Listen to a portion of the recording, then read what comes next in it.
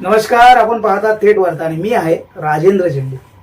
प्रश्न विचारणारा समाज पुढे जातो आणि प्रश्न टाळणारा समाज मागे राहतो. आज आपण एका अत्यंत संवेदनशील आणि चर्चेच्या विषयावर बोलणार आहोत. उपवर्गीकरण.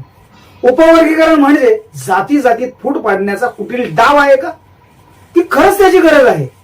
हा विषय केवळ राजकारणापुरता मर्यादित नाही. हा विषय सामाजिक न्याय, संविधान आणि आरक्षणाच्या मूळ उद्देशाशी जोडलेला आहे. मित्रांनो, अनुसूचित जातीसाठी दिलेल्या आरक्षणाचा लाभ सर्व घटकांपर्यंत समान प्रमाणात पोहोचला आहे का, की काही मोजक्या जातींवर त्यांचा जास्त फायदा झाला आणि अनेक जाती आजही मागेच राहिल्या? याच प्रश्नातून उपवर्गीकरण ही संकल्पना पुढे आली. उपवर्गीकरण म्हणजे अनुसूचित जातीच्या आरक्षणामध्येच विविध उपगट तयार करून आरक्षणाचा लाभ अधिक न्याय पद्धतीने वाटण्याचा प्रयत्न, असं उपवर्गीकरणाचे समर्थक म्हणतात. ते पुढे म्हणतात, आरक्षणाचा उद्देश केवळ काही जातींना प्रगतीची संधी देणे नव्हता, तर सर्व वंचित घटकांना मुख्य प्रवाहात आणणे हा होता. जर एखाद्या मोठ्या आरक्षण गटातील काही जाती सातत्याने पुढे जात असतील आणि काही जाती अजूनही शिक्षण, नोकरी आणि प्रतिनिधित्वात खूप मागे असतील, तर त्या मागास घटकांसाठी स्वतंत्र तरतूद असणे आवश्यक ठरते. त्यांच्यामध्ये हे फूट पाडणे नसून सामाजिक न्याय अधिक प्रभावी करण्याचा प्रयत्न आहे. परंतु विरोधकांचा मुद्दा देखील तितकाच महत्वाचा आहे. ते म्हणतात, आजही जाती व्यवस्था पूर्णपणे संपलेली नाही. अनुसूचित जातींमध्ये आधीच सामाजिक आणि आर्थिक संघर्ष आहेत.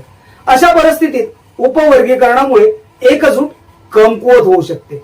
एका जातीला दुसऱ्या जातीविरुद्ध उभे करण्याचा धोका निर्माण होऊ शकतो. राजकीय पक्षही याचा मताच्या ध्रुवीकरणासाठी वापर करू शकतात. म्हणूनच काही जण याला फूट पाडण्याचे राजकारण असे म्हणतात. मात्र खरा प्रश्न असा आहे की आपण भावना बाजूला ठेवून वास्तवाकडे पाहण्यास तयार आहोत का? जर काही घटक अजूनही शिक्षण, सरकारी नोकऱ्या आणि प्रशासनात अत्यल्प प्रमाणात दिसत असतील, तर त्यांच्याबाबत स्वतंत्र विचार व्हायला नको का? जरूर व्हायला हवा. पण त्याची नेमकी कारण काय आहेत ते देखील शोधलं पाहिजे. हे घटक शिकून पुढे का आले नाहीत? त्यांच्यापर्यंत शिक्षण आणि बाकी सुविधा का पोहोचल्या नाहीत? ही जबाबदारी कोणाची होती?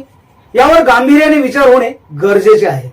तसा विचार झाला तरच उपवर्गीकरण करण्याची गरज आहे का याचं उत्तर मिळू शकेल. मित्रांनो, उपवर्गीकरणाचा प्रश्न हा एका जातीच्या विरोधात आहे का, की एकाच जातीच्या फायद्याचा आहे? उपवर्गीकरणामुळे खरंच सामाजिक न्याय अधिक परिणामकारक होईल का?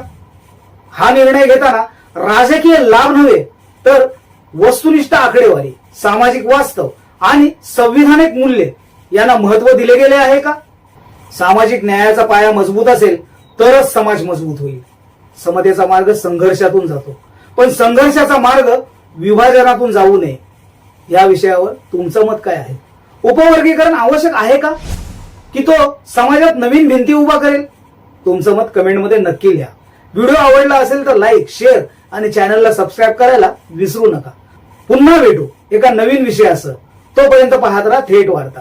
जय भारत.